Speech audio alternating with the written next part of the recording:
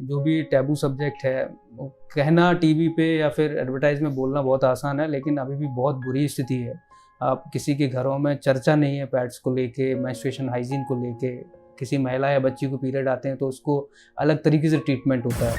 हमारा जो देश है बहुत ज़्यादा डाइवर्स है। अगर हम सैनिटरी नैपकिन या पीरियड्स को लेके देखें तो हमारे देश में एक ऐसा कल्चर है, जब फर्स्ट पीरियड आता है मनाते पीरियड तो कहीं सेलिब्रेशन होता है, और कहीं ऐसी जगह भी प्लेसेस बहुत सारे हैं जहाँ पर उसे हाइड करके रखते हैं, नहीं किसी को नहीं पता देना है।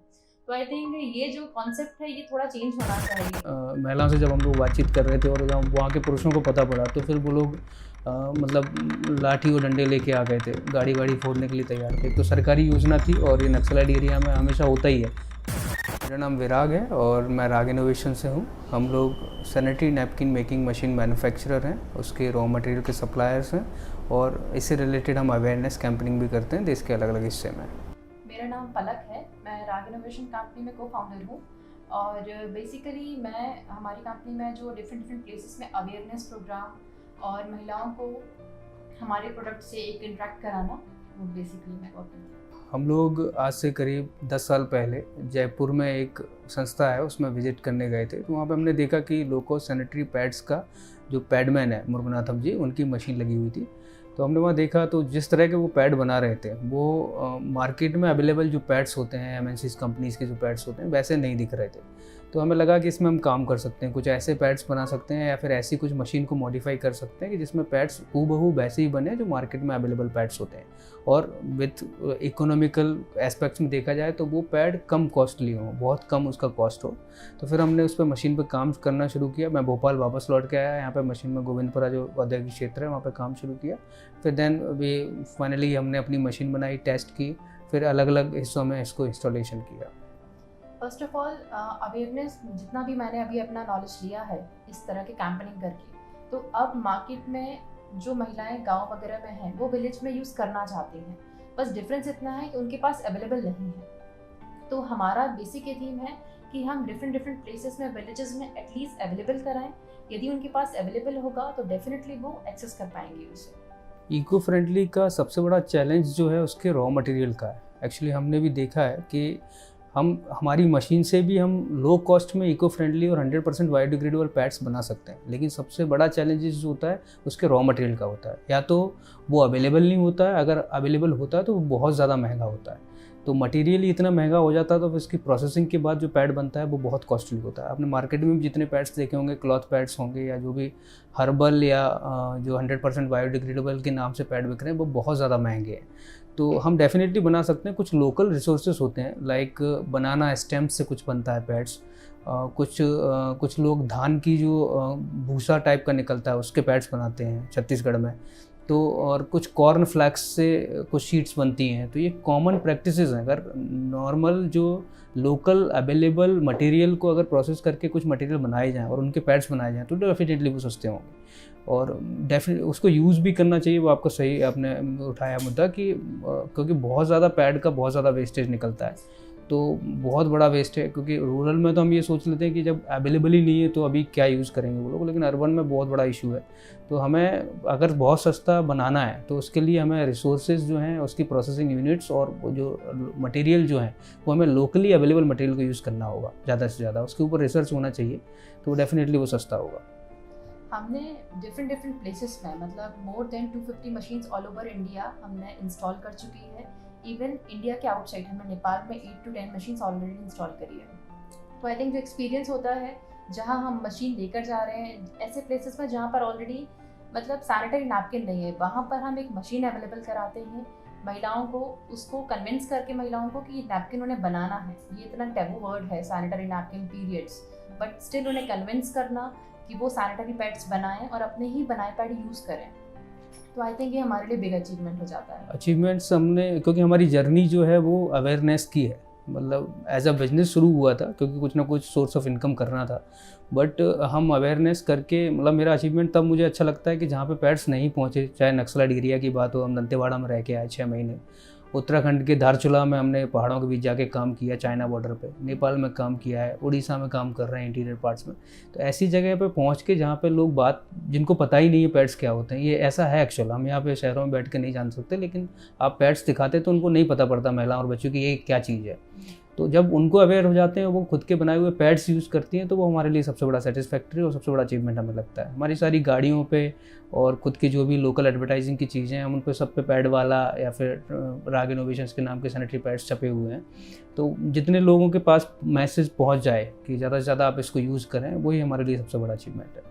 मैं अभी दंतेवाड़ा का एक एक्सपीरियंस आपको बताऊं। जब हम लोग गए थे तो वहाँ पे महिलाओं से जब हम लोग बातचीत कर रहे थे और जब वहाँ के पुरुषों को पता पड़ा, तो फिर वो लोग मतलब लाठी और डंडे लेके आ गए थे, गाड़ी वाड़ी फोड़ने के लिए तैयार थे। एक तो सरकारी योजना थी, और ये नक्सलाइट एरिया में हमेशा होता ही है कि आप शासन के साथ मिलके, प्रशासन के साथ मिलके काम कर रहे हैं, तो वो आपके अगेंस्ट में जाते हैं वो लोग।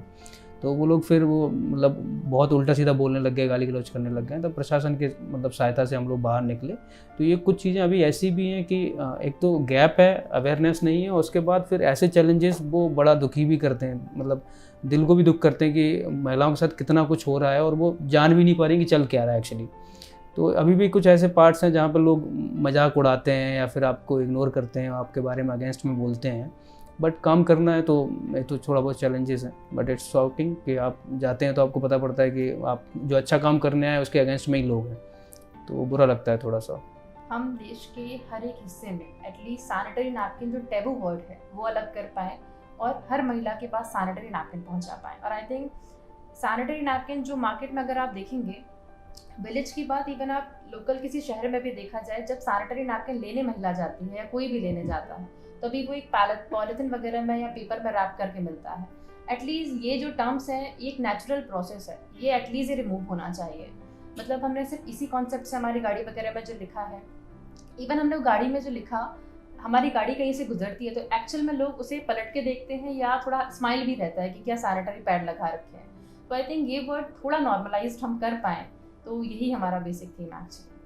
फाइनेंशियली एम्स हर बिजनेस के होते हैं और उसका अचीवमेंट्स भी लोग उसकी टीम को पाते हैं, वो लोग अलग एक सेक्शन है।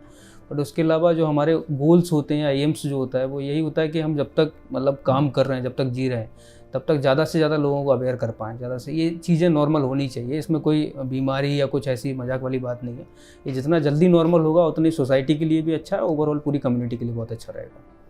एक्चुअली यदि मैं किसी पर्सन से इंटरेक्ट करती हूँ या कहीं पे भी, तो एक जो ट्रस्ट लेवल आता है ना, यदि एक महिला किसी बिजनेस को रन कर रही है तो लोगों पे एकदम से ट्रस्ट नहीं आता, ठीक है ना। चाहे और एक ही नहीं यार ये नहीं कर पाएगी, या ट्रेनिंग के लिए मैं जाती हूँ कि नहीं आप ट्रेनिंग कर पाएंगी क्या। मैंने कई प्लेसेस में जाके मशीन खुद इंस्टॉल करी है। तो आई थिंक एक जो ब्रेक होता है, जो थॉट होता है, और ड्यूरिंग ट्रैवलिंग भी एक बहुत ज़्यादा रिस्ट्रिक्शंस हैं महिलाओं के लिए, और स्पेशली इंडिया में यदि आप ट्रैवल कर रहे हो, और हमारा जो भी मोस्टली इंस्टॉलेशन है थोड़ा आउट प्लेस में भी रहता है, तो वहाँ जो रिस्ट्रिक्शंस हैं ड्यूरिंग ट्रैवलिंग वो थोड़ा फेस करना पड़ता है। अब मैं, क्योंकि हम दोनों हस्बैंड वाइफ हैं, तो मतलब लगता ही नहीं है कि हम काम कर रहे हैं।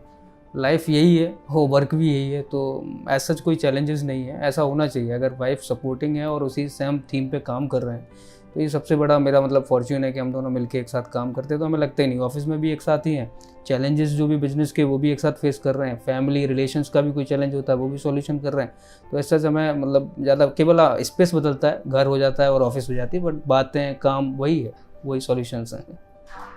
सेम मेरा भी ऑलमोस्ट है, क्योंकि कहीं ना कहीं देखा जाए किसी और अदर के साथ कनेक्ट होके, लेकिन जो मैं यहाँ पे रह के काम कर सकती हूँ। और आई थिंक जो सोशल वर्क है हमारा, तो ज़्यादा कनेक्टिंग होता है, स्पेस ज़्यादा, मतलब एक्चुअली जो टाइमिंग रहता है ज़्यादा टाइम स्पेंड भी हो जाता है, और डिस्कशन और एक अंडरस्टैंडिंग ज़्यादा अच्छी होती है एक्चुअली।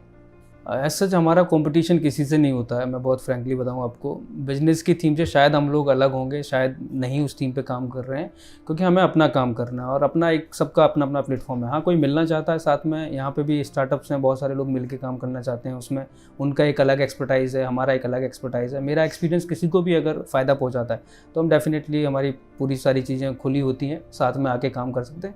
ओवरऑल सोसाइटी का भला होना चाहिए, बिजनेसेस चलते रहते हैं, आदमी भी आता रहता है, नया बिजनेस सेटअप होता है, बिलीनियर भी होते हैं, मिलीनियर भी होते हैं, लेकिन जो कॉन्सेप्ट है, जो थीम है, वो ज़िंदगी भर चलेगी, वो हमेशा जब तक मतलब अपन लोग हैं, मानव प्रजाति है, तब तक चलेगी। तो मेन कंसेप्ट ये है कि सोसाइटी का ओवरऑल भला होना चाहिए, और इसमें जो भी साथ में आना चाहता है उसमें साथ में मिलकर हम काम करते हैं और करते भी रहेंगे। ओवरऑल यही मैसेज है कि जो भी टैबू सब्जेक्ट है, कहना टीवी पे या फिर एडवर्टाइज में बोलना बहुत आसान है, लेकिन अभी भी बहुत बुरी स्थिति है। आप किसी के घरों में चर्चा नहीं है पैड्स को लेके, मेंस्ट्रुएशन हाइजीन को लेके, किसी महिला या बच्ची को पीरियड आते हैं तो उसको अलग तरीके से ट्रीटमेंट होता है। तो जल्दी से जल्दी इस बात को ख़त्म कर देना चाहिए, और जल्दी से जल्दी जितना ज़्यादा बातचीत करेंगे और तो बहुत ज़्यादा नॉर्मलाइज होगा, महिलाओं और बच्चियों की भी अच्छा लगेगा, और उनका जो एग्रेशन आता है कभी कभी उस बात को ही लेके आता है कि उनकी वो केयर नहीं होती है। तो जितनी जल्दी ये सब्जेक्ट नॉर्मलाइज हो जाएगा वो उतना बेहतरीन होगा, उतना हमें भी बहुत अच्छा लगेगा और ओवरऑल अच्छा रहेगा सबके लिए। एक्चुअली हमारा जो देश है बहुत ज़्यादा डाइवर्स है। अगर हम सैनिटरी नैपकिन या पीरियड्स को लेके देखें तो हमारे देश में एक ऐसा कल्चर है, जब फर्स्ट पीरियड आता है, मनात के पीरियड, तो कहीं सेलिब्रेशन होता है, और कहीं ऐसी जगह भी प्लेसेस बहुत सारे हैं जहाँ पर उसे हाइड करके रखते हैं, नहीं किसी को नहीं पता देना है। तो आई थिंक ये जो कॉन्सेप्ट है ये थोड़ा चेंज होना चाहिए। जब मैं अवेयरनेस कैंपेनिंग जगह जगह महिलाओं के साथ करती हूँ, डिस्कशन करती हूँ, तो जब मैं उन्हें मेनोपॉज के बारे में बताती हूँ, तो आई थिंक वो नीड है। मतलब ड्यूरिंग डिलीवरी देखा जाए लोग बहुत पैम्पर करते हैं महिला को, ठीक है, और आई थिंक ये बहुत नेचुरल है और बहुत इंपॉर्टेंट फेस होता है। तो आई थिंक वो ड्यूरेशन होता है जहाँ महिलाओं का बहुत ज़्यादा केयर हो जाता है, बट उनकी लाइफ में एक फेस और है जो मेनोपॉज का है, और लोग उस फेस को अंडरस्टैंड नहीं करते हैं, और उन्हें पता होना चाहिए एक्चुअली। और आई थिंक हर प्लेसेस में उन्हें ज़्यादा नेगेटिव वाला होता है कि नहीं ये झूठ बोल रही है, वॉट एवर मैं फेस जो करती हूँ जिस तरह से, क्योंकि वो फेस, तो आई थिंक ये इतना कॉमन होना चाहिए ये। एंड इसका सॉल्यूशन वही है कि एटलीस्ट इस पर डिस्कशन स्टार्ट हो, तो थोड़ा नॉर्मलाइज्ड हो पाएगा आगे जाके कंडीशंस।